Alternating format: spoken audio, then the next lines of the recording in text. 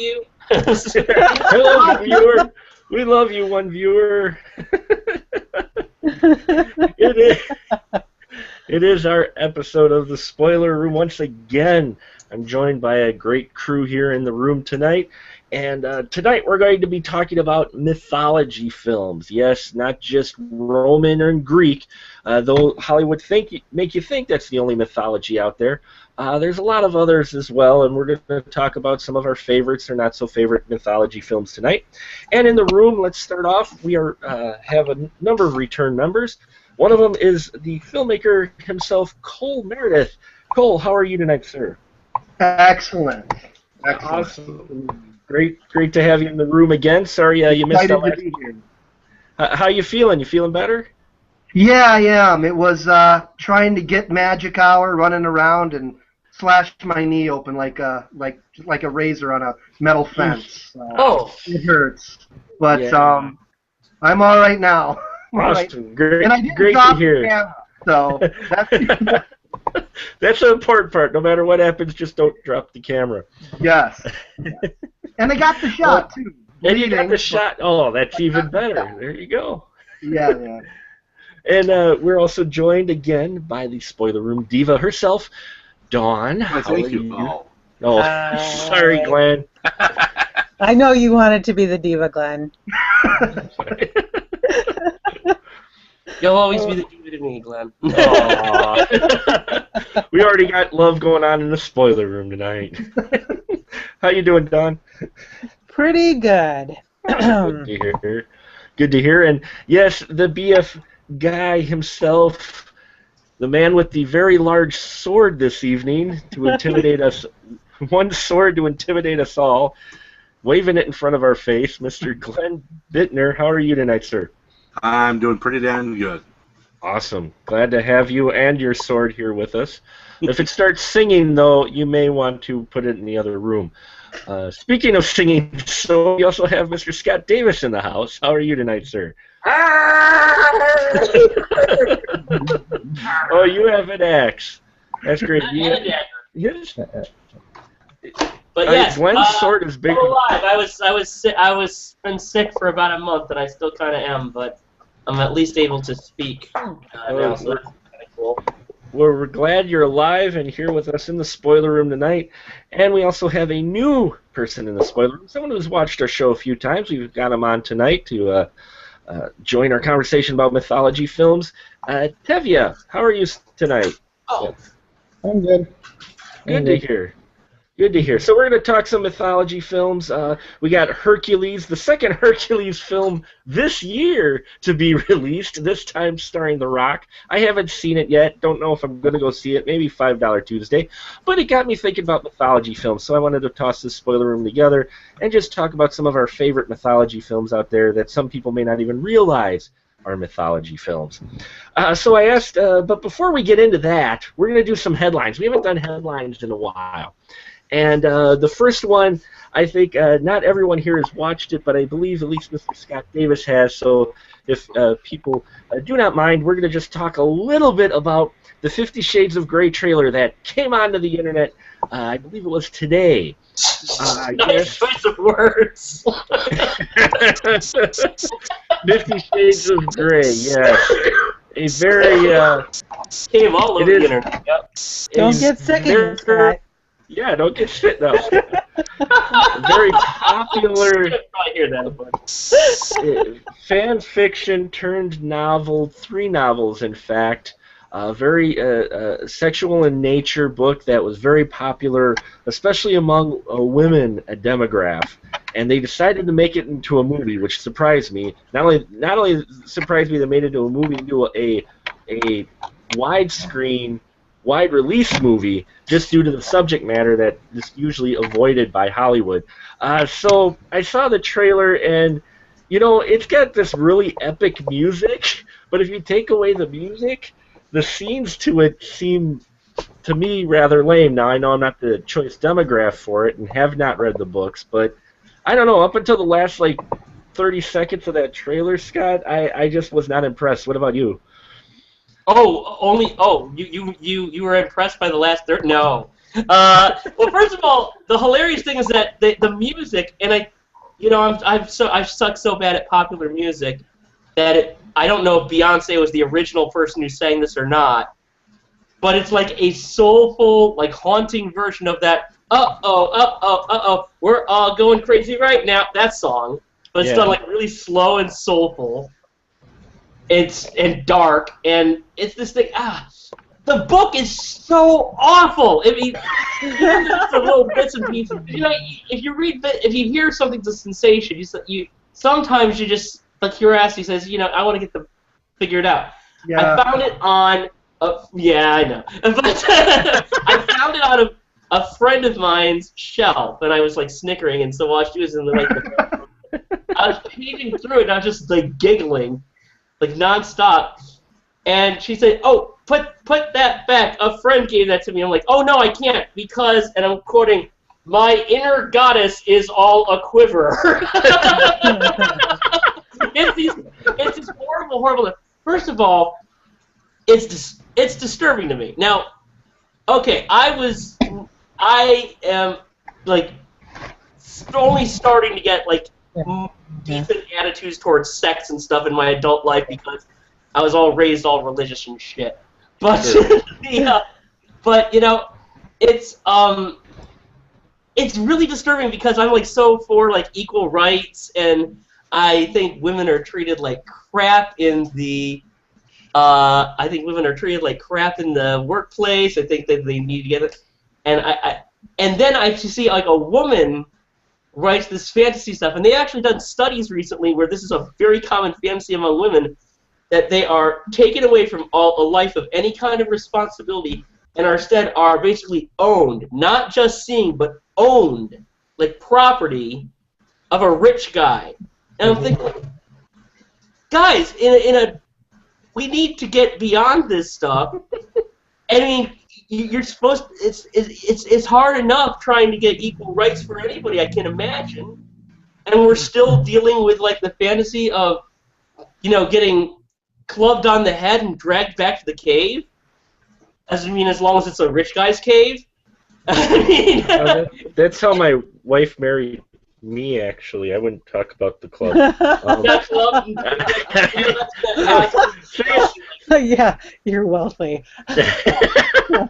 Well, I wasn't the wealthy one. My wife was. She's the one that clubbed me. I get. I'm gonna tell my parents I'm slumming and just like drag you back.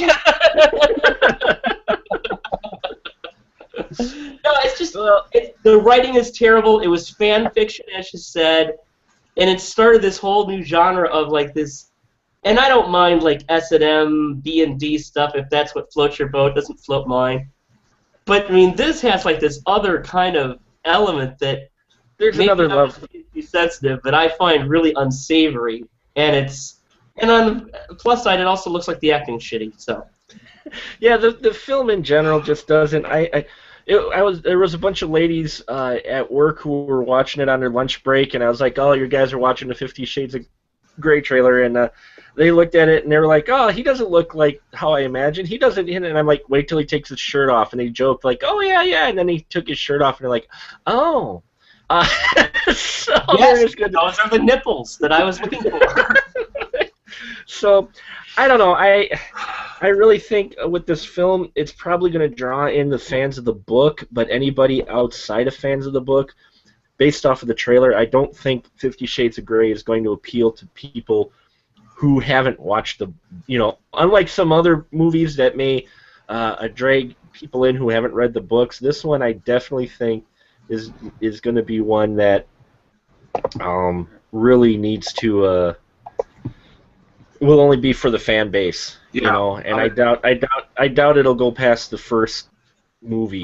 Yeah, it looks like showgirls for women. I mean, it looks like watching that trailer. Same quality of showgirls, but aimed towards women. Yeah. Watching the trailer, it's like they said.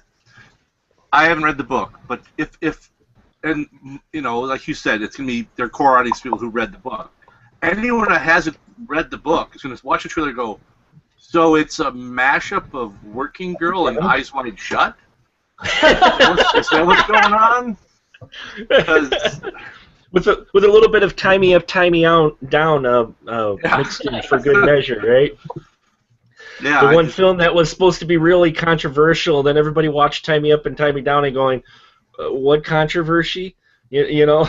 It was the early 90s. The early 90s, if you recall, was like when they first started, and there was the pressure to have a more adult rating, and then they did with the NC-17. And we had, for about 5 years of the late 80s, early 90s, just a ton of very explicit big movies like Henry and June, Basic Instinct, Tie Me Up, Tie Me Down, Body of Evidence. But then, like, people actually looked and said, "Oh my God, 9 out of 10 of those films bombed, and they just didn't do them anymore." Personally, I think there is a place for them if they can. They can't because anyone my age or older. Anyone my age or older was like, yeah, they did that all the time in the 70s. Yeah. When you had rated X. Yeah. Yeah, the idea I think back then was, well, that's a whole other discussion, was the... That's another discussion. So anyway, I think we all agree that, it's it doesn't look that good. It's going to appeal to the fan base, but not much else. What will definitely not appeal to the fan base is the story that I saw yesterday, and I wanted to bring to everybody today so we can all at once swear collectively and shake our fist at Hollywood. They will be making a remake, a reboot of Tremors. Boo. It's been in development hell forever, and it looks like it's actually moving forward now. So, Cole. How is a good place for it? Oh, my God. Well, I had the misfortune... Well, first of all, it's Don Michael Paul. I'm going to try and be as optimistic as I can. Anybody who's seen Lake Placid 3, I think is the one he did? Yeah. Aside from Robert Englund getting a paycheck, it's a pretty despicable film, even by, made-for-TV standards. Yeah. And I look at everything else the gentleman has done, and I just don't see the level of quality. Tremors, to me, is second only to Cameron's Aliens as maybe the best pre-CG movie of that kind, to me. Oh. In terms of a bunch of people stranded, fighting a group of monsters, it's top of the line, man. It manages to be genuine, but also goofy, scary, and comedic at the same time, balancing both of those things just perfectly. Kevin Bacon and Fred Ward have a chemistry, for whatever reason, on screen that is just the coolest thing. It's so great just to watch those two characters. I guess Valentine and I forget Ward's character's name. I'm going to be as optimistic as I can and say that, okay, this Don Michael Paul wrote the script for Harley Davidson and the Marlboro Man, which is no classic. However, that movie, what it does have in the chemistry between the two male leads is a good old-fashioned understanding of male bonding. And the first Tremors had that. So if by some miracle he can bring that and his Western sensibilities, because he obviously, even though I don't like Harley Davidson, the Marlboro Man, it is, it has a certain understanding of what a modern Western could be. Sure. If he can bring these things to the film, I mean, it might be watchable. I'm not happy, though. I mean, very rarely do I badmouth a specific filmmaker, because movies are nearly impossible to get made, and I've made bad movies myself. But I just am not excited about this, and rather pissed, to be honest. What about you, Don? Any feeling at all to possibly seeing this film? If it gets made. I'm not going to watch it. It's not good here. There's no good here. My kids were raised on these movies. Yeah. I mean, it was one of those things that from when they were old enough to understand that monsters were not real and they stopped having nightmares about it, that was the go-to monster movie. Sure. They loved that more than they loved Dracula or Frankenstein or any of those. That was or even Godzilla for a while.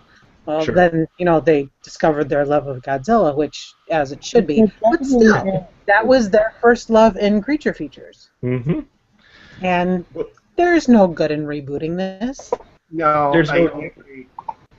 There's really no need to. What about you, Glenn? Would you say that this is pretty bad idea? 4 reasons it's a bad idea. First reason is that the original still holds up. Yeah. Mm-hmm. It's not like you watch it and go, oh, I can tell this was made in 19 whatever it was. It still holds up just fine. Yeah. 2, if they remake it, the grabbers or graboids are going to be CG. Ugh. Yeah. Which are going to look terrible, probably.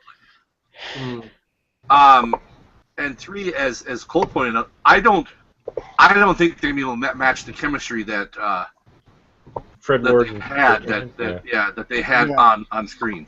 And 4, we don't need a reboot or a remake of this because we already had a reimagining of it, which was actually kind of fun, and that was John Wright's Grabbers. Yes. Yes. So I mean, not as good as Tremors, but still, it was a fun movie. Yeah. They're not even gonna match that. No. It's they're gonna try to they're gonna screw it up in so many ways because they're gonna probably cast the wrong people. They're gonna throw like a Megan Fox or something like that in there, who's gonna have no purpose in the film other than to just do her duck face at the camera. And they'll cast 2 pretty boys. If they go with 2 male leads again, they'll cast 2 pretty boys. And I mean, Kevin Bacon is a pretty boy, but with who he was paired with, it was perfect. But he was an established actor too. What's that? Yeah. But he was but he was also an established actor at the time too. Mm-hmm. Yes. Just like some Good. hunk and meat that they got off a CW show. Yeah. I just I don't have high hopes for it. I mean, I am trying not to judge things before they're made now, but I can at least not get my hopes up. Right. Yeah, man. It won't be replacing the original anytime soon. No. Really. And I mean, and if they make some film and it ends up being fucking amazing, fine. Then I'll watch it and I'll say, okay, this is a good movie. But I'm not going to sit here and hope and pray, well, they're going to make a good one, and then when it comes out and it sucks, I'm going to be like, well, fuck.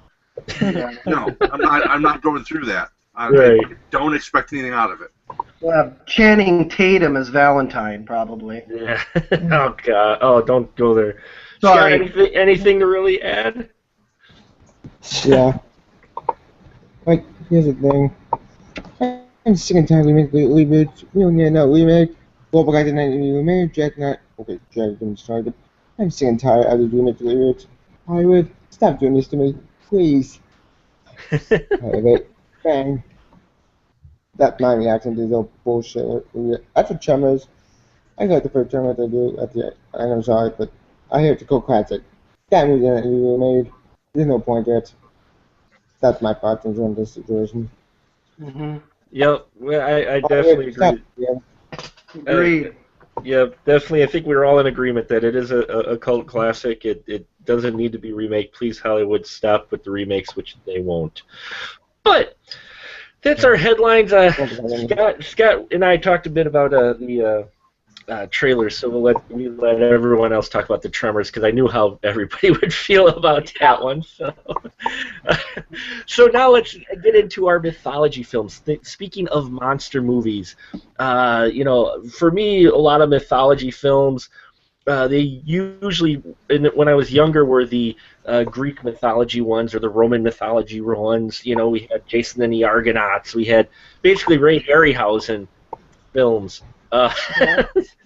And I loved all of those films, definitely. But tonight I kind of want to go through everyone's favorite or least favorite mythology film. So let's go with favorites. And let's start off with Dawn tonight. Dawn, what would you say one of your favorites or one of the enjoyable mythology films you've seen recently you'd like to talk about tonight? Seen recently? Oh, that's just not fair. I know. No, at your favorite. One of my absolute favorite mythology-based films is Eric the Viking. Oh, I mean, nice. it's such a creative imagining, and such a creative visualization of Norse mythology, of Valhalla, of the Edge of the World, of everything. I just think it's brilliant, and everybody should watch it. If you haven't watched it, I don't know if it's on Netflix. It might be on Hulu. It was on Netflix for a while. I'm not sure if it's still there anymore, but or you own it on DVD and VHS. Yeah. Yes. Like Glenn, I liked Eric the Viking. I mean, you know what type of film you're getting into right when it opens up, and they're doing the whole rage scene. And yes, this is the spoiler room, folks. And she sits and goes, "Aren't you gonna rape me?" I'm like, yeah, whoa. I'm getting to it. I'm working on it. I'm working up to it. You know, yeah. That was just such. And that was the perfect way to open that, because it told you exactly what kind of film you were working with, you were gonna watch. I mean, and that was Tim Robbins. I really enjoyed Tim Robbins in that role quite a bit. Honestly, I don't remember if Eric the Viking or Howard the Duck was my first Tim Robbins film, but I saw them right about the same time. Yeah. Oh, Howard the Duck. Oof. But the fact that they picked Tim Robbins actually kind of added to the humor of it, considering how American he was. Yeah. And the rest of the cast was very British or with accent, except for Mr. Robbins, who was Sam any accent. So for me, that kind of added the humor. Anyone else? Did they enjoy Eric the Viking when you saw it? Oh, I love that movie. And I like how it plays on a lot of the heroic tropes, too, with the whole where he's trying to get them to go with him. He's like, it's going to be very dangerous. We could all die. And the guy's like, oh, that makes much more sense than just you dying. No, it's... Try to be before the film, too. What? I'm sorry, Tiva? Achilles. Oh, yeah. Yeah, it's just, it's an entertaining... Huh? Trojan horse. Oh, and the Trojan horse. Sorry. No, that's okay. Eric the Viking, though, even though it wasn't a Monty Python film specifically, it did have very Monty Python-esque moments. So I mean, it practically was a Monty Python film in all honesty, but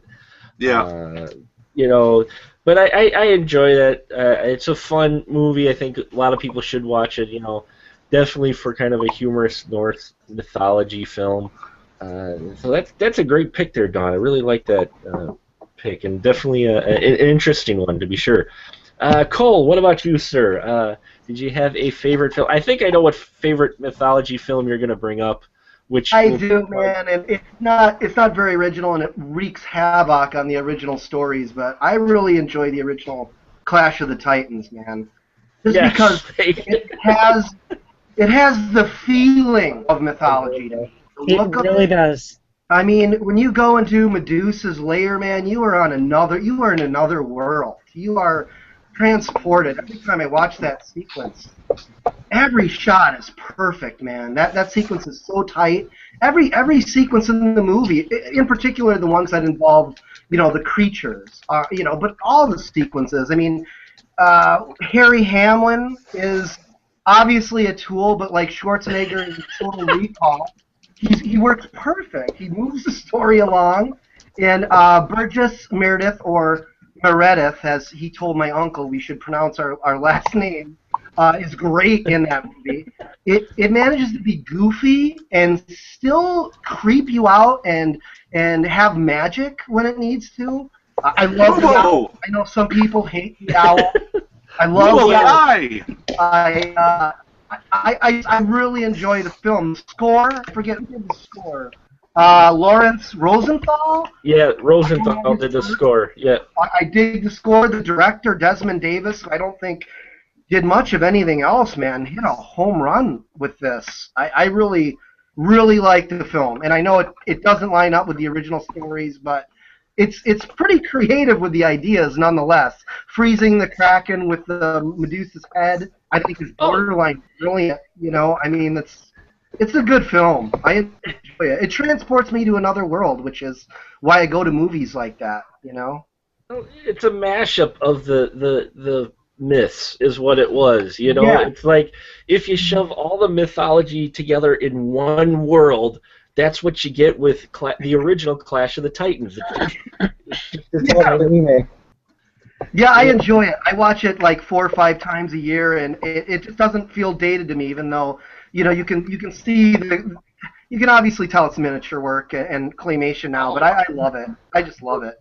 Ray Harryhausen, you can't go wrong with it. And I think it's his masterwork. I know a lot of people disagree. But I really enjoy his work in that movie. The Kraken is a great design. Again, not necessarily true to, what you would imagine of the Kraken by reading the stories, which is, a giant serpentine thing with humps so big they look like islands. But yeah. I really enjoy the film as a movie. It's my favorite mythology-oriented film for sure. And it's kind of scary still. I mean, we were going to show it to my lady friend's son, and we actually had to stop. And, thank God, is this okay for him to watch? And we decided it was, but it's edgy when it needs to be, I think. Oh, definitely. Yeah, that was one of those Scott Turn Your Head It's Too Scary movies when I was a kid. And, but I love that movie a lot. And, I just wanted to say, because you were talking about how it doesn't match up with the stuff, but if you look at the great thing about mythology is that these are all stories that are passed down. Yeah. So if you look back, you will find so many different versions of the same story. Yeah. Throughout thing. I mean, you'll find some that are very similar. I mean, just even look at. I'm not trying to get controversial here, but biblical stories, and you'll see there are stories like the Exodus and the flood and the resurrection, and you can find them in other religions and other cultures around the world. At the same time, you have things like the fairy tales of Brothers Grimm and everything else that have gone through so many different iterations through the years. I mean, I love mythology because it's like it is living, breathing fantasy and culture going together, and you can find all these different kind of interpretations throughout history. Absolutely, man. I agree completely. I agree too. People mix it up in a pot. That's all good to me. Yeah. Glenn or Dawn, you want to weigh in a bit on Clash of the Titans? I know we've all seen it. I saw it in the theater, so I remember seeing it in the theater. Oh, no, you guys are going great. It's an awesome movie. The original was awesome. The remake, I thought okay. The remake, the problem that I had with the remake was that it was all right. It was better than I expected, but they did take the romance element out of it that was kind of a main focus in the first one. They went a completely different approach with the remake. So I think, the remake was all right, but it was trying to be more of a visual spectacle rather than retell. It was very pretty. And why that actor never seems to have a romantic interest. Is he like? I know. I don't know. I don't understand. He frowns that entire the movie. blue chick. He frowns the whole film. He is. He's constantly ticked off. He's sad that they never cast a leading lady for him, I think. I'm not sure. The thing with that I had with the Clash of the Titans, and I mean, I didn't really mind that they were remaking it. I mean, it's kind of inevitable, really. If you have anything, like, they're going to remake it. But my thing was that I remember I went to the local cinema cafe that I love, because I can walk to it, saw the movie, walked home, was in the store, and I honestly thought for a second, like, wait, did I go see a movie tonight? I had to remind myself that I had just been in the movies because I was already forgetting about it. It didn't seem, and I know that, part of it is nostalgia for when I'm a kid, but it just didn't seem special to me, Well, I'll give him props for a little bit of more of Medusa's backstory, but other than that, it was pretty forgettable. I still think the Medusa in the original is scarier, though. Oh my God! Yeah. That's a classic. Oh yeah. That Medusa was just freaking eerie. And no one can beat Burgess Meredith. No one can beat Burgess Meredith as the old Greek guy, theater guy. You know. Yeah. Yeah. I mean, that role. God. My favorite part of the got there with William Neeson as Zeus. He was awesome as Zeus, in my opinion. Yeah. Which one, the remake or the original? Remake. Yeah, the remake with William Neeson as Zeus. Oh yeah, Liam Neeson did a good Zeus, and that's the remake was okay because you do have Liam Neeson going, "Release the Kraken," which, you know. Yeah. You know. I will say he was a better Zeus than Olivier, because Olivier was like picking up a paycheck in the original. Lawrence was not behind that movie at all. He was he barely got up out of that throne like,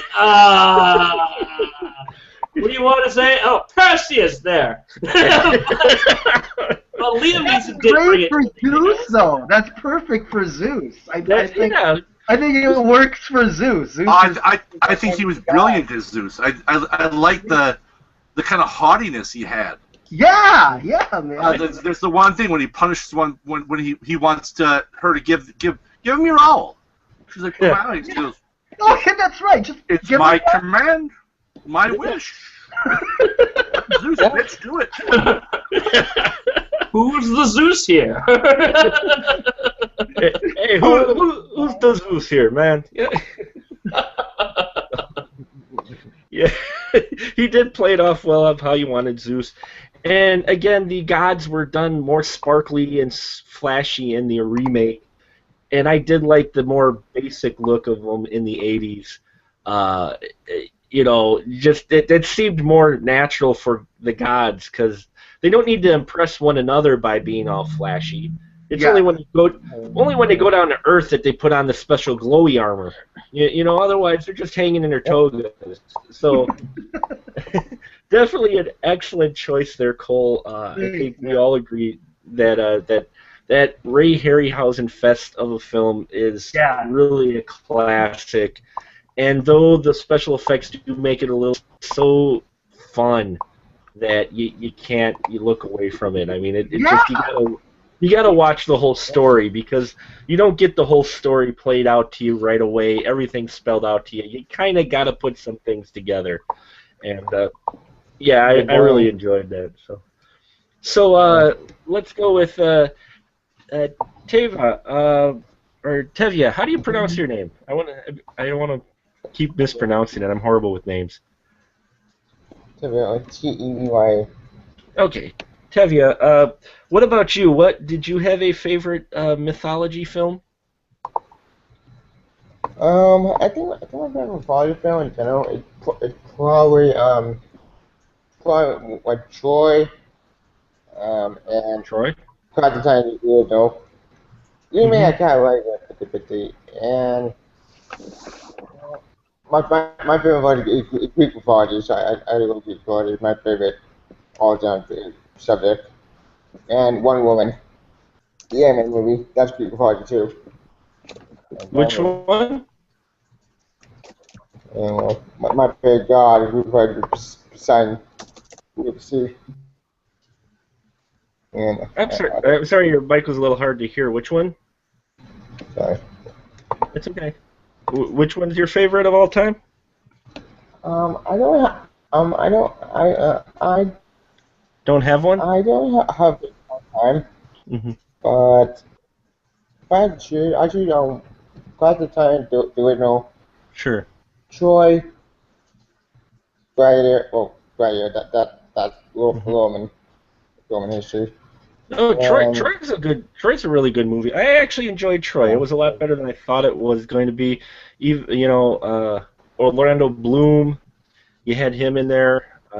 You had who else was in it? Was that Val? No. Orlando Bloom, Brad Pitt. Brad Pitt, thank you. That's who played Achilles. Yep. And Legolas was in there. Was Peter the Hulk.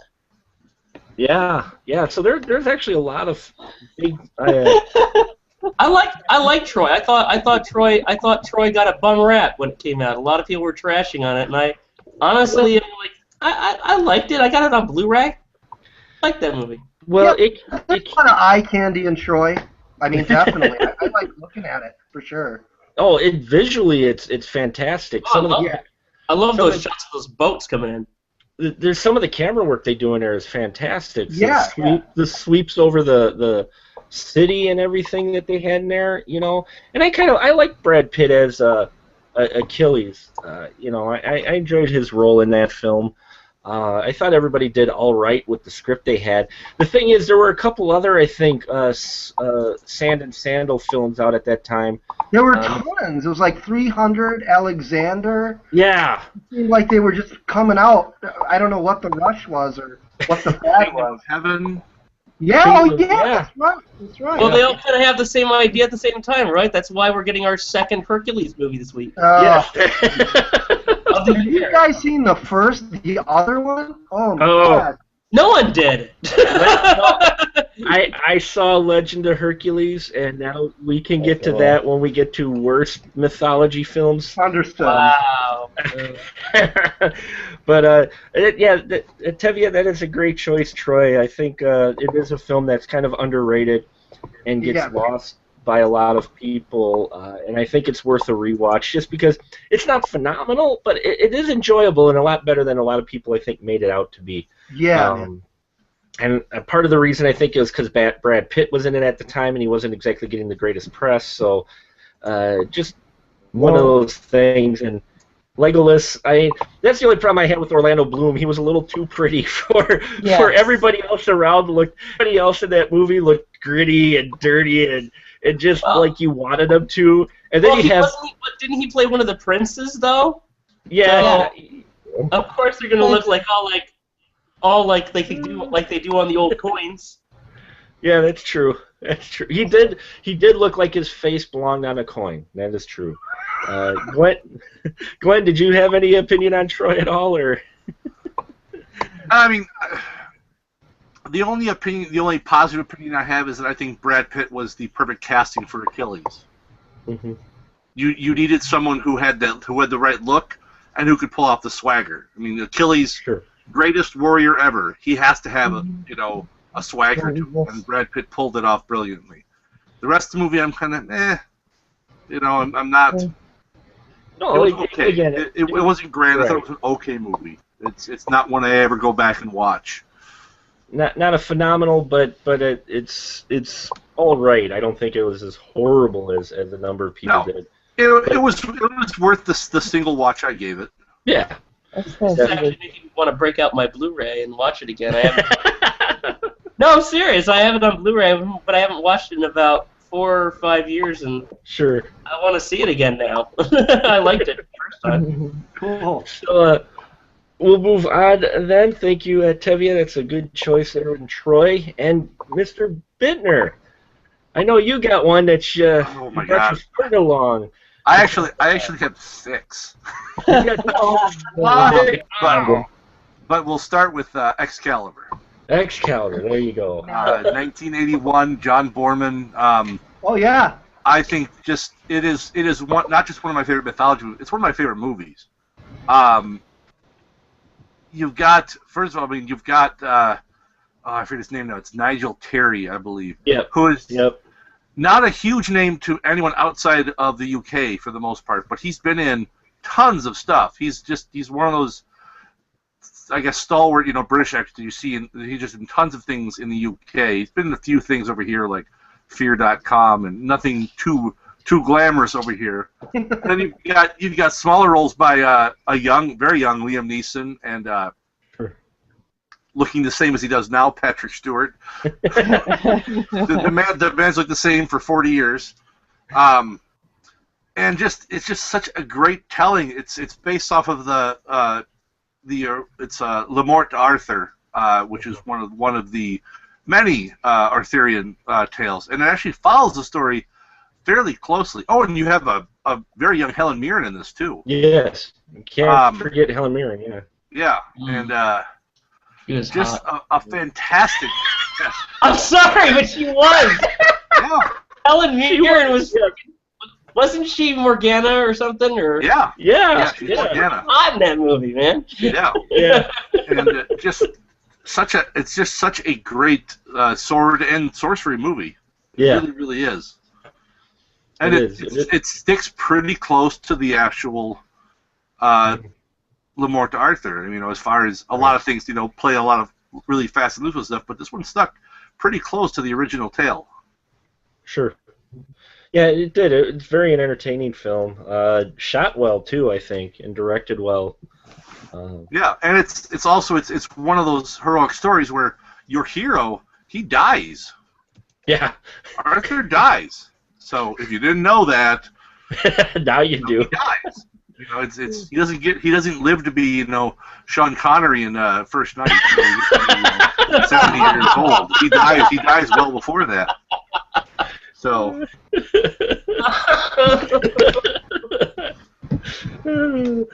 Okay, well, now you got me picturing linking all of these Arthur movies together, getting to Sean Connery. Just a little map of ascensions of Arthur to Sean Connery level. Well, another thing about, and this is, you know, honestly, I love Excalibur too. And I never know what side of it I'm on, because sometimes I love the performance and sometimes I hate it. That is, of course, Nicole Williamson as Merlin. Yes. Who is just so out there in this role. I mean, sometimes I'm like, man, he's too hammy, and sometimes I'm saying, nope, he's just hammy enough. Look deep into the eyes of the dragon. Yeah, he's got the power of Excalibur, forged when the earth was new. I mean, it's like, your enunciation, what the hell accent is that? That is very British theater. Yeah. You can tell every person on that cast is a British theater actor. You can just, I mean, it's so British, which for Arthurian tale is fitting. Yeah. I think it works well with the time period it's supposed to be as well. Mm-hmm. And Tevye unfortunately has to leave, so we do appreciate him joining us and making a contribution to the spoiler room as always. Thank you so much. Good to see you, Tevye. Good to see you, sir. Yeah. Thanks for stopping by. Yep. Bye. Hope you have a good evening, sir. And so we've got Excalibur. You said you had 6 of them, Glenn. I'm curious. So what's another one on your list? We'll get to Scott's in a minute, but I want to know what another one on your list is. Well, okay. Another one on my list is it's not classic. It's not old mythology. It's actually a more modern telling. Is Troll Hunter.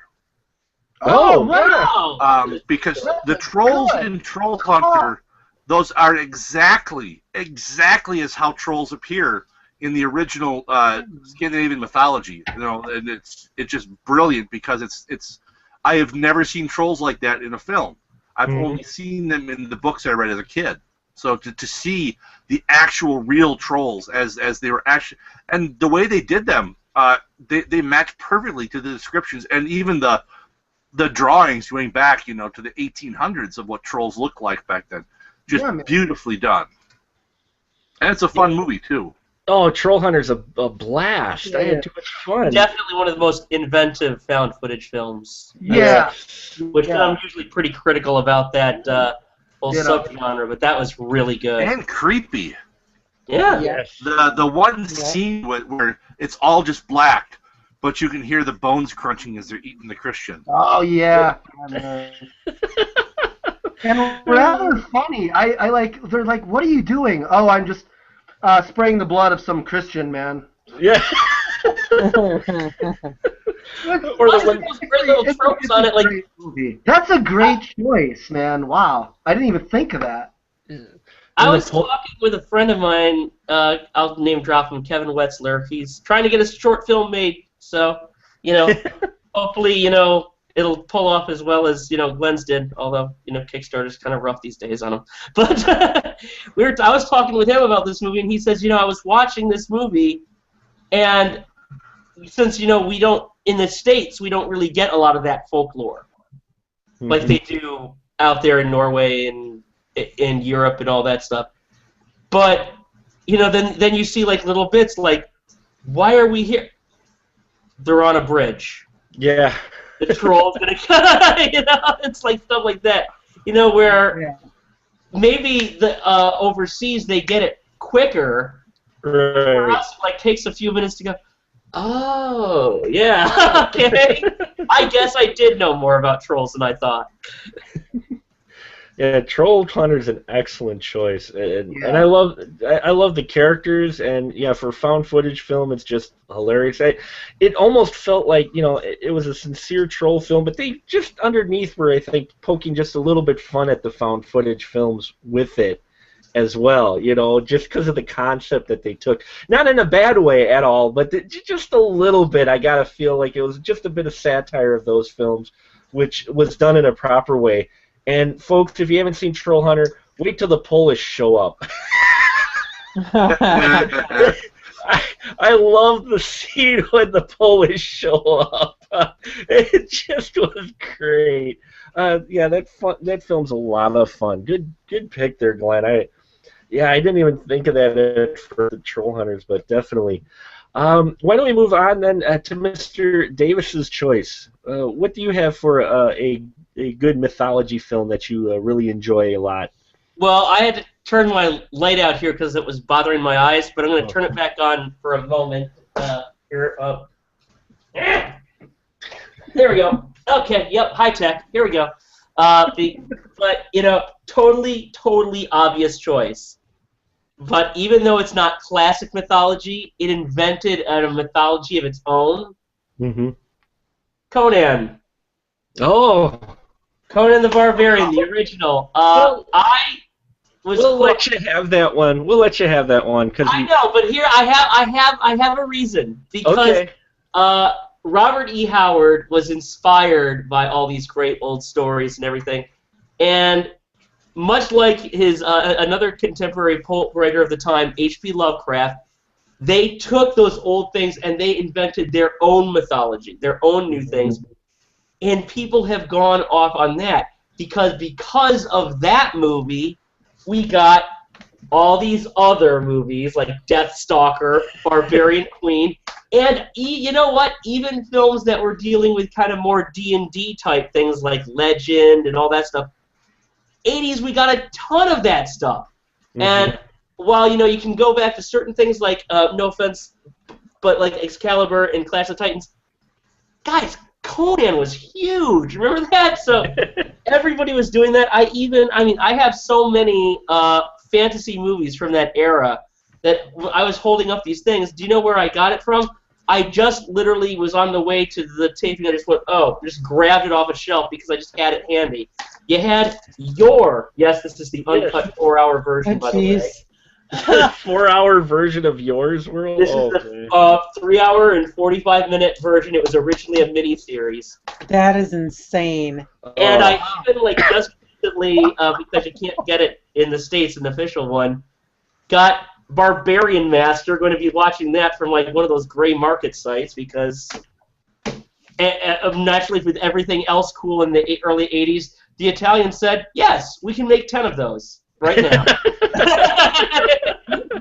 I love this stuff, and I was hooked on the Conan stuff. I had all the comic books. I was really into Savage Sword of Conan. I was reading all the Howard stories, and that actually inspired me to read other pulp literature, which of course inspired me to read older mythology things. So I see these films as kind of continuing on in that tradition, and that's why I really enjoyed them. And honestly, this new Hercules film, which personally I think looks like crap, don't tell me we would have this movie if it weren't for that Conan craze. Because this looks a lot further away from old Harryhausen and more like get his shirt off, have him get like a comely wench or something. And wow. Okay, so it sounds like these movies are for guys what the Bodice Ripper romance historical Oh, novels are for girls. You know what? If I ever find a woman who loves Conan as much as me, you may as well consider that ring on her finger right now. you make it. So this was actually my childhood was these types of films, which is because it also inspired me to do these other types of look at these other films and these other types of literature. That's what I love about mythology is that I love storytelling. Mm-hmm. And mythology is where we get a lot of our great storytellings. That's true of the stories that are 2,000 years old and the ones like Conan, which were written in the 20s and 30s. Right. You make a good argument there. You make a good argument there, Scott. We'll let Conan move in there. Yeah, definitely. He's a modern mythology, and you're right though. It did spawn a lot of those sword and sorcery type films at that time. Beastmaster. Oh yeah. Oh yeah. Yeah. Can't forget Beastmaster. I mean, these were films that weren't just direct to video. Many of them were wide release as well. I mean, they were huge. Some of them. I remember seeing Sword and the Sorceress in the theater. Oh. And I don't know if anyone's familiar with Sword and the Sorceress, but I'm not. Sword and Sorcerer. That movie came out. Sorcerer. Every guy that played D&D, the next day had a 3-bladed sword. Or if you were creative like me, you had a 4-bladed sword. Oh, 4-bladed. 4 blades. Then the next guy's like, "My mind." Why? Because metal. Yes, just more metal. Sorry, Sorcerer. Yes, it had the 3-bladed sword, and it had for the guy with the wicked crown. I mean, that crown could kill someone. Yeah, it's like hooked on the side and everything. And it starred. Yeah. It starred Matt Houston. Yep. Yes. Lee Horsley, Matt Houston. Oh my God, though, did you guys? Oh well, maybe I should actually save that for when we do the worst. I don't know. But did you guys? We can save it for the worst. Okay, we'll save it for the worst. Hold on, hold the thought for the worst. But yeah, I just remember that. But yeah, there was a slew of films, and they were kind of inspired by Conan, and definitely a film that had a modern mythology type feel to it. So I guess we'll get to mine, and I had a couple, like Glenn, I had a few of them that were picked that some people may not realize were mythology films, but they are based on mythology. One of them I'm going to go with is Stargate. Based off Egyptian mythology. Egyptian mythology. Oh, Stargate. Oh, Stargate! Yeah. Oh, Stargate. I forget. Oh, sorry. No, it's the lovely world of Google Hangout. Yeah. Stargate. I love Stargate. Egyptian. A twist on taking Egyptian mythology and giving it a sci-fi spin. For me, I loved that. I loved the amalgamation they came up with, the theory they came up with, which people have had theories about the pyramids being made by aliens versus, or helped by aliens, or if you're Marvel, made by some guy who can manipulate, rocks with his mind. But for me, Stargate was really just great because I did enjoy mythology. I always found Egyptian mythology, though I wasn't well versed in it, stuff I did know about it, I really enjoyed.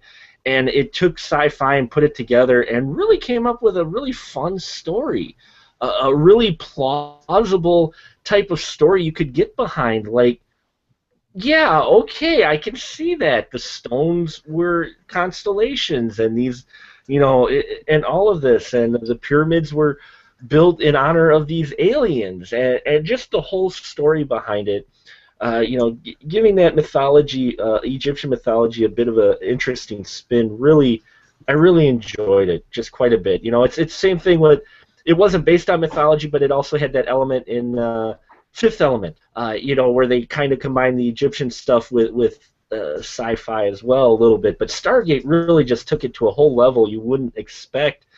And when that film came out, you weren't quite sure what you were getting into. So when you got into that film, it was like, oh, wow, this is a pretty cool idea. I mean, what about you guys? You guys enjoy the original Stargate? I mean, Yeah, man, I think Stargate's a fun film, but for me, it's just the elements of having Kurt Russell and James Spader. Yeah. You know, I think I love those guys both. I think they're great actors, and that's what I remember about the film is those performances. I remember the ending. I saw it at a theatrical double feature with Wes Craven's New Nightmare. Oh wow! Actually, we walked out of one theater into the other. So Stargate obviously had less of an impact on me, but I remember enjoying the performances a lot, and I liked the film. I do remember that by the end of it, I just, for some reason, the story fell apart, and I don't remember exactly why. I remember leaving the theater thinking, gosh, maybe they could have used a couple rewrites, but I liked the movie a lot. Mm-hmm. Yeah, man. Anybody else weigh in on Stargate? Do you enjoy it? I think Spader and Russell really, for me, helped make that film really fun, and then the mythology and sci-fi combo really just make it enjoyable. And then the TV series was tongue-in-cheek fun, but the original movie, I can watch it again and again because it's just the music and everything, the way they put it, you know, special effects in there, but the special effects weren't just to awe you; they were for a purpose. You know, in general, I think it's good you say that, Mark, because they're making another one. Yeah, I know, I heard. You know what? I'll tell you this. No, because people are really trashing on that they're making another Stargate and they're making another Independence Day. Ordinarily, I would too, but if it's a choice between that and Roland Emmerich doing more disaster porn, like Day After Tomorrow 2012. Bring on Stargate 5, sure. Do it. Wait, they're doing another Independence Day? Yeah. Yeah. I want to go back. I want to go back and see if I can pinpoint the exact day when Hollywood ran out of ideas. You might have to go back pretty far there. Well, I think I can sum it up with Space Jam. That moment when they said people like basketball and they seem to like those Nike commercials with the bunny. That's our big movie this year. It's our big movie this year. Good old Space Jam. Let's tell Michael Jordan's story with the Looney Tunes. Oh. But with back to this, Stargate for me is just a special film. And the other one that I'm going to bring up is another film that I think many people may not realize it's based off of a mythology book, and that would be Oh Brother, Where Art Thou? Yeah, that was on my list too. Yeah. Oh Brother, Where Art Thou? And that it's for one of those exact reasons why I enjoy it so much is because it is a mythology story, but people don't realize it's a mythology story if you're not familiar. I mean, you might think, oh, this is a very entertaining film, but when you realize the material it came from, it adds a whole nother level to the film, I think. I mean, you got the sirens, you got the Cyclops, you got, the seer. I mean, everything about this film. The blind mystic. The mystic. And the way it's presented, you don't quite realize at first that that's the type of story you're getting. I mean, in the credits in the beginning it tells you a little bit, what it's based off of, but nobody's really paying attention to that. But, then you've got this story and it's like, holy crap, I know what I'm watching. In Depression era South, I'm watching a film that's basically a mythology film. Based on the Odyssey, yeah. Based off the Odyssey, and for me, I thought that was brilliant. I thought the whole film really, it's probably one of my favorite Coen Brothers films, if not, it just, everything about that film clicks for me. It works. The music, the soundtrack that they did to it, which they actually used that for a benefit, and they actually came out with like 2 spin-off soundtracks. One of them was featuring female bluegrass artists, I think, and folk music artists, and Oh Sister, Where Art Thou? And they really did a lot with that film, but for me, I just love how they presented this story of Ulysses in a way, I didn't expect, because we're talking back before the internet was huge, so you didn't get, a lot of information. You didn't get everyday updates from the script and script leaks and that. You pretty much was, oh, look, the Coen brothers are making a film. It's got George Clooney in it and some fun music. Let's check it out. And all of a sudden you're sitting down and you're going, holy shit, this is a Ulysses. I mean, anyone else? Oh, brother, where art thou? Oh, I remember walking out of the theater, and I turned to my friend I went with. I said, George Clooney, this is his peak. Yeah. He will never be this cool again. He was the perfect casting for that role. He played that role brilliantly. Yeah. And just so much about the film is, I mean, aside from the basing off of Ulysses, every casting was brilliant. I mean, John Goodman as the Cyclops. The music is phenomenal. Yeah. It's just a brilliant film all around. There isn't a single scene in that film I don't like. Yeah, it's a masterpiece. It's a masterpiece. It's one of those movies that I can't add anything to it, but it's just perfect, man. I love it. Definitely. Go ahead, Scott.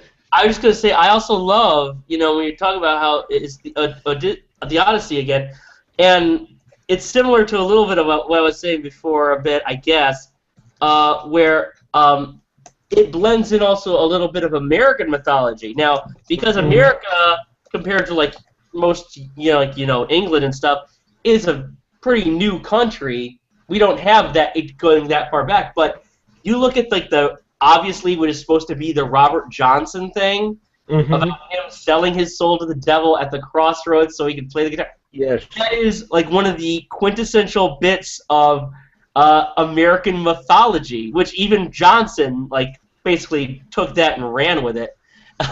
So, I mean, yeah, he was. I think that it managed to blend those great things of Odyssey and also some American mythology as well, which is great. Yeah, it did. It did work that in there as well, and I was very surprised when he did the Robert Johnson thing. And he had the babyface Finster. He had the babyface in there as well, the gangster. They worked a lot of different elements into that film, and yeah, it is for me. It's a pitch perfect film that I just watch. I can watch again and again, and I never get tired of it. And you're right, Clooney did hit his peak. Really, I think he did hit his peak with this film. This film really. I love Clooney, though. I think Clooney's fascinating. I think Clooney's a fascinating person. I think he picks great roles. I'm really interested in him as a director. I enjoyed this one, I think, the most as a Clooney film because it felt at least he was not quite playing Clooney. A lot of his other roles that he does play, they're kind of variations of Clooney, but in this one, it really felt like he was trying to play a different character. The whole thing. I think part of the role was he was mocking himself too. Yes, that's the key. Yeah, man. He was mocking the whole because I mean Clooney has been always that, he's that suave, good-looking guy, and in this one he plays that, but it's a parody of that. I mean the whole thing with the whole he's always worried about his hair and my pomade. I don't want Danny, I want fop. How long is it going to take? How long is it going to take to get it? 2 weeks. Well, this place is just a geographical enigma. It takes 2 weeks to get anything around here. I mean, you take a classic mythology film, you combine Coen Brothers' creative beat of a script, because their scripts do have a beat to them, their dialogue and everything, and you take that cast, it really just was a great combination of everything. And for me, that's probably, and a lot of people don't think of it, but that's probably one of my favorite mythology films, is that one. I mean, there's a lot more, but that you guys have already mentioned, but definitely that one, I think, is near the top for me is for mythology films. So we do have some time left. So, yes, Tevye, he's joined us again.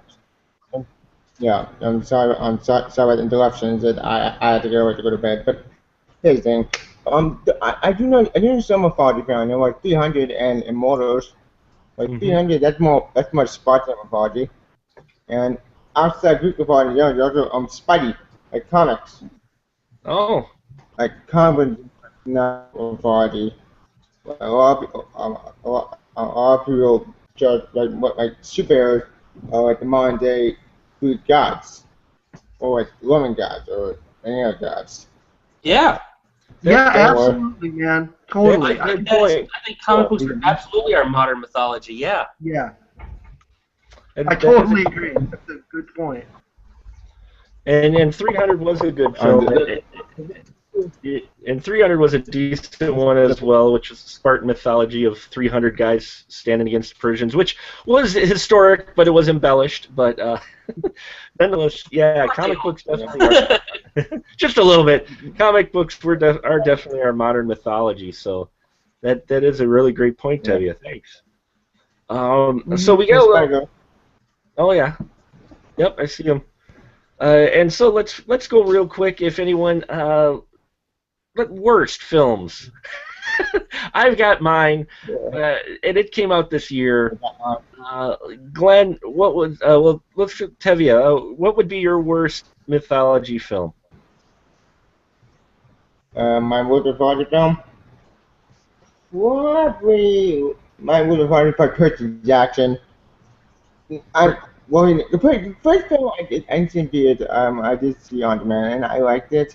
It was fun and it was cute. Like sequel, I not see, but what I heard it was bad. I had avoided me with the plague. After worst mythology film, for Devil. Well, actually no, Devil. I kind of like the concept of it, but the execution was, as I hoped. Percy Jackson, yeah, Percy Jackson wasn't exactly the best. Could have been a lot better. So I can definitely see that. The books are slightly better, but yeah. Well, I think Hollywood was trying to cash in. I think Hollywood was trying to cash in with the whole young adult age, and so they were trying to get the next, young adult story out. So they go, oh, hey, this has mythology in it. We could do this. Yeah. And what the problem I had is I'm watching the first. And I was watching I was watching the first one, and it reminded me almost like a retelling of Clash of the Titans, actually. It had a feeling of retelling of Clash of the Titans when I was watching the first Percy Jackson. I'm like, wait, this feels familiar. So, yeah, I can see Percy Jackson not being a great mythology film. Scott, what about you, sir? Worst mythology film, would you think? I'm going to cheat a little bit. I have two. Okay. But they're for different reasons. Okay? The first bad one, the first worst one, is actually a film I love. I love it because it is so frickin' corny. Okay. And I think it's appropriate because of the film coming out this weekend. My first worst is Hercules, but from 1983, starring Lou Ferrigno, Brad Harris, directed by Luigi Cozzi, who is, of course, Dario Argento's protege, and he was really into mythology, but he had a completely different filmmaking style than Argento, which is very corny stuff. You got to see it in Star Crash. And they said, well, God, he's got like a shoestring budget. How is he going to put these mythological things? He just said, let's just, wing it. And so when you see Hercules crossing the Rainbow Bridge, he's literally walking over a little rainbow that just looks so goofy. You see him slingshot a chariot, and it looks so terrible. You see the gods are hanging out on Mount Olympus, which is on the moon for some reason. The moon looks like a disco. This film is great. I love it. It's horrible, but it's great. Okay. What's your other one then? My other one is a crush. It's probably my most crushing disappointment ever, and I was only reminded of it because you guys were bringing up Sword and the Sorcerer. Okay. At the very end of Sword and the Sorcerer, which I'm going to remind people came out in 1982, they say Talon will return in Tales of the Ancient Empire. We didn't think the film was ever going to happen. It came out a few years ago. They actually made it. Did they really? Yep. They made it. And it is the worst film. It is so... The film was almost entirely shot in front of a green screen with no camera angles changing. Just, Michael Paré in it. He's sitting there just with a sword. Kevin Sorbo's there. Again, doesn't do anything. All these, even Lee Horsley comes back for a bit of a supporting role. Sure. The plot makes no sense. Characters come in and out. It's very short, has no energy to it, and then, spoiler alert, the film doesn't actually end.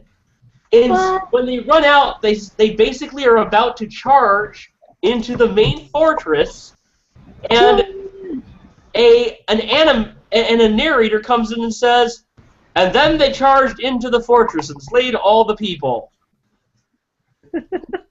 Which is what we were leading up to the whole goddamn movie! And then you get voiceover at the end. Nice. It was horrible! And it was done by Albert Kuhn, who also did the original, but it was just the most crushing disappointment I've ever felt. I'm like, imagine waiting 25 years for a movie, and it's a home movie. It was terrible. It is. I mean, I couldn't even enjoy it on a so bad it's good level. It was. It's a Tales of an Ancient Empire is the worst. Hercules is the best worst. Okay.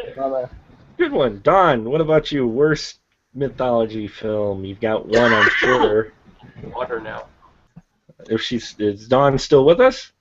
Oh, she may have stepped out for a minute. No, I'm sorry. I was just talking to my son, being courteous. That's okay.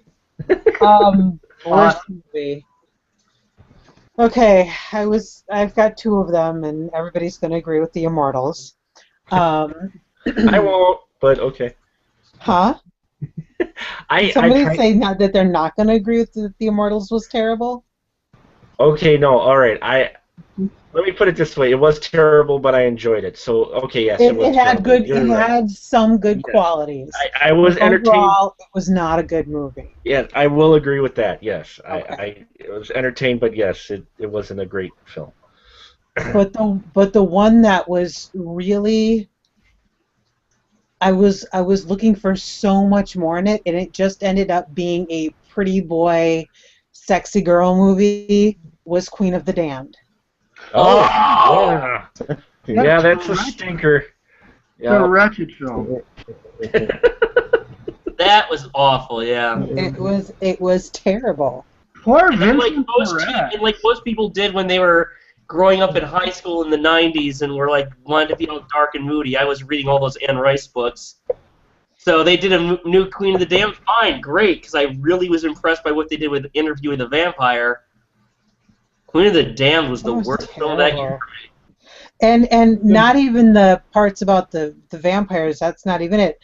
Queen of the Damned was supposed to be so entrenched in the Egyptian mythology, and it was crap. It was Aaliyah. Well, again, crap. Yeah. Yeah, Queen of the Damned definitely was a stinker, and that was sad because you had the Interview with a Vampire, so everybody's like, oh, hey, all right, another Anne Rice, and they're like, oh. And I still don't think so. The thing about that film was she tried to warn people because she had been so outspoken against the first film. Nobody listened to her. Who was? And they were like, "Oh yeah, she's right this time." It's a horrible film. Well, she changed her tune on the first one. Because once she saw, I guess shortly before the film's release, but she was definitely against Mr. Cruz there for a while anyway. And honestly, I still don't think that Stuart Townsend can act. He keeps on showing up in movies. He really does. Well, They tried to make him the new Kolchak a few years ago. I was just looking him up on IMDb. I mean, and he's a piece of Melba toast. He doesn't do anything. He just sits there and it's flat. Oh, good pick there, Don. I think we're all in agreement on Queen of the Dam, definitely. Yeah. The Mr. Big Deal there, Glenn Bittner. What about you, sir? What's one of your worst? One? Yeah. Let me give you two. I had a third one, but I think Mark, you're going to be picking my third one. Yeah. I have an older one, which would be Hercules in New York. Oh, Arnold Schwarzenegger. Where they had to dub every line of his because he was so awful. And then a more modern, low-budget one, which Mark will know this one, Berserker, Hell's Warriors. Jeez. Yes. That's a link to our other podcast that many of us are guests on. I'm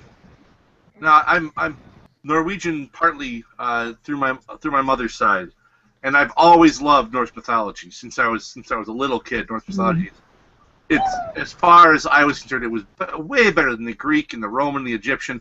Although I read all of those, I always loved the Norse mythology because the gods in Norse mythology were I think the most human because they suffered from so many of the same things that we suffer from. I mean, there was a lot of jealousy and envy and all that stuff, in addition to, the fact that you had them trying to be noble and good when they could. But yeah, just that movie, Berserker Hell Warriors, it's like it said, all right, Norse mythology, I know they have these things called Valkyries, but I don't know what they are, so we'll just make them vampires. What? What? There is nothing in that movie that makes sense. It's like they saw the word Norse, but they saw the word Berserker and said, "What's a Berserker?" And someone said, "Oh, it was a Viking warrior guy." All right, let's make a movie on that. That's all we know about it, so we're just gonna make a movie. What else do we know? Well, we know we like Vikings, and we know we like time travel. So we're just gonna throw all that all together and somehow make a movie. The whole movie makes zero sense. I mean, it's awful, absolutely awful. Yeah, that was bad. That was really bad. That's really bad. Yeah, it was not good. If you like time travel, you're fucked, basically. Yeah, using time travel, definitely. And Cole, I think we haven't gotten to yours yet. Your worst film of mythology. This Renny Harland's Hercules. I hate to pull a movie without having finished it, but I didn't finish. I couldn't. It was so wretched. And I like Renny Harland even at his worst. I mean, I'm not against putting on even like Ford Fairlane for just a quick laugh once in a while. I mean, Renny Harland is okay. That movie is horrible. I mean, we couldn't even like look at it. It made us kind of dizzy and sick to watch. Also, though, with the new Conan, or with the old Conans being mentioned, Conan was another one I just want to throw out there we couldn't get through. I mean, the remake? First scene with Ron Perlman and it was, it was insane. Yeah, it was not as good. I feel myself like getting dumber. Like as I felt like the filmmakers were challenging my intelligence. Like, are you going to sit through this, Cole? No, I'm not. I'm going to turn it off. Marcus Nispel tends to do that. Hercules was wretched. I don't know. I don't even know how that was made. I really don't know where Renny Harland's talent has gone. I feel for the man. Nightmare on Elm Street 4 was great. Even Steven Spielberg liked it. I don't know what's happened and why he's doing this kind of work, but he's slumming bad. Yes, and that is Legend of Hercules you're referring to that came out in the Hollywood dumping ground of January. It was the first film that I watched of this year, and I have to sit with Mr. Cole Meredith as that being my worst, one of my worst mythology films. I completely agree. You took it right out from under me, which is fine. Oh, I'm sorry, man. No, that's quite all right. I completely agree with you. I mean, and it's bad because I usually can find positives about most films. Absolutely. I liked zombie ass, the toilet of the damned. I enjoy that film. I didn't enjoy Legend of Hercules. That tells you how bad this film is. That tells you where the. I mean, this film, folks, if you've seen it, has the worst CGI lion ever that Hercules has to fight, and then at the end, when they're getting slaughtered basically, and they get surrounded, and suddenly Hercules has the magic electro whip that only takes out the bad guys, not the good guys.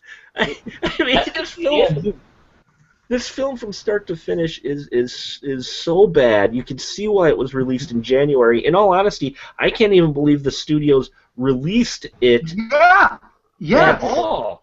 I can't believe they must have shoved so much money in the marketing that they had to try to salvage something, because this, by all rights, had a direct-to-video fare written all over it. I mean, there were some direct-to-video films I've seen that deserve more widescreen release than Legend of Hercules. I mean, really. And yeah, what Renny Harland was doing in this film, I don't know. What? I mean, why? I'm not saying he's Hitchcock, but it just, I don't know what this film was about. It really. He's done a lot of bad movies. He did a shitty footage film last year. He spent most of his time directing shows for USA Network. Oh, really? I didn't know that. Yeah, I mean, and I used to like a lot of his movies.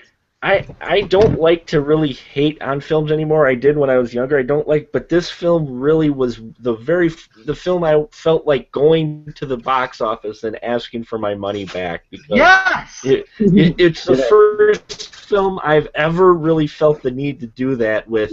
And I'm pretty, I like I said, I can usually find something redeemable in a film. I think I enjoyed the music of the film. I think that was the only thing I could find about the film even remotely enjoyable. So yes, Cole, you and I are definitely in agreement with The Legend of Hercules, and that just came out in January, and you can see why.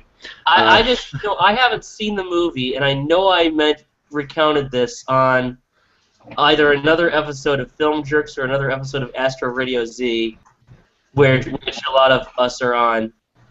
But I'm just gonna reiterate the story again because it was so hilarious. I have not seen this Hercules film, so I can't say. But Andrew Shearer, who we've all been privileged enough to be on shows with before, filmmaker, film critic, really awesome person, he told this story about being at the theater, seeing somebody have his ticket taken, and standing in front of the theater to see Legend of Hercules, stopping for a moment, and then going the bathroom. And he said, I know he was probably just going in before the show, but I like to think that he got all the way up to the theater and thought, no, I'd rather spend the next 2 hours smelling shit and piss. It's one of the funniest things, and it's like, yeah, I can see that. Definitely. It's bizarre to think of that movie actually having a wide release. It's just, it's bizarre. I don't understand. I really don't. I don't think it was released. I think it escaped.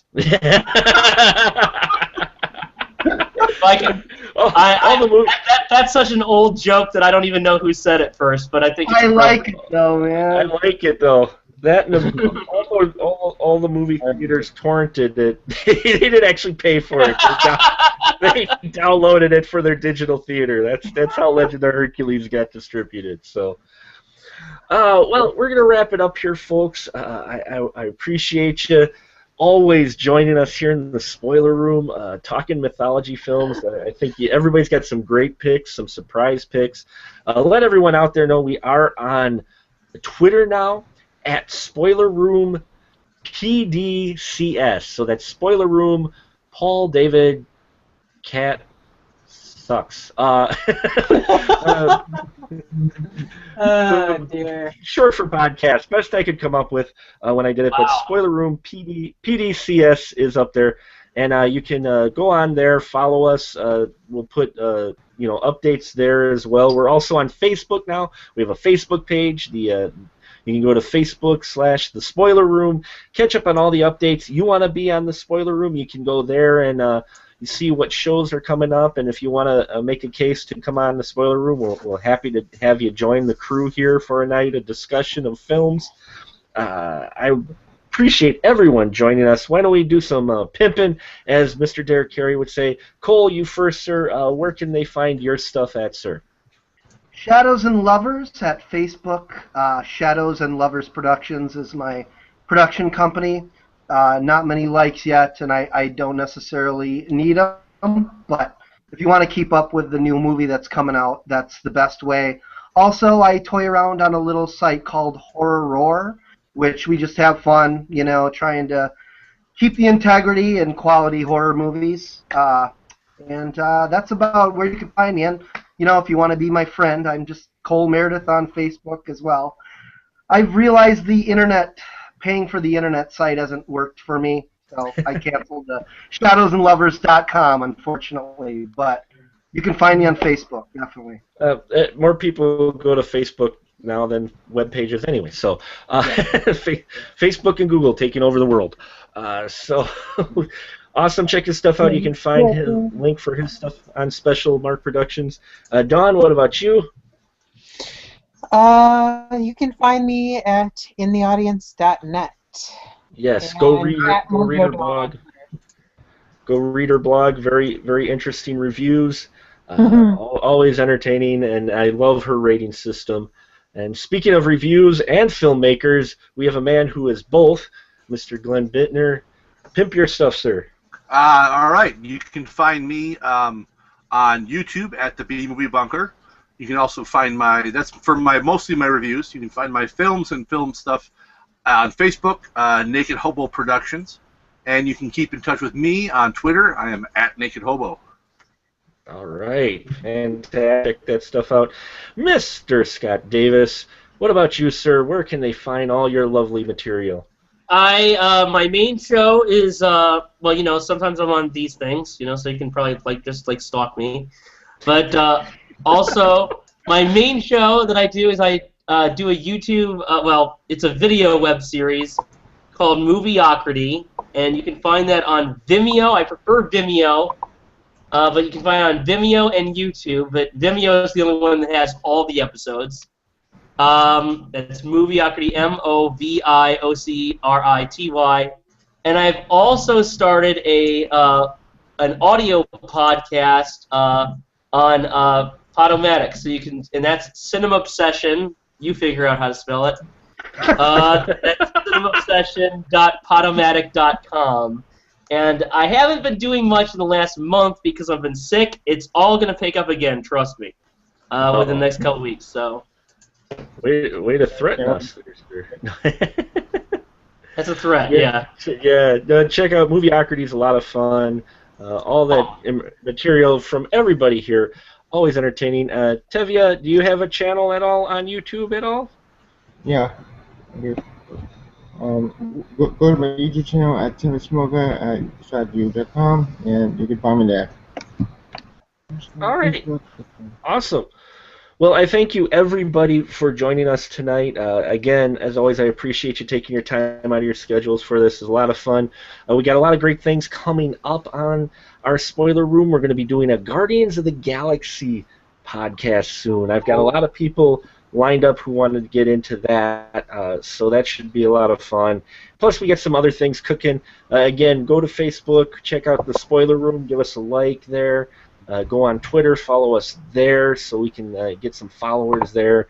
And you can find my stuff. SpecialMarkProductions.com has a listing of everybody's websites who are here. You can go to their links there. Plus, you can find my stuff, find this podcast, which is also on iTunes and Stitcher. Just search for The Spoiler Room, and you will see that lovely red logo which we're actually working on a new one soon. So, and that's Mr. Bradley is helping with that. So, a lot of exciting things coming up. Hope you stay tuned. Thank you always for watching. And remember, with the spoiler room, where the conversation is fresh, but the movies are definitely spoiled.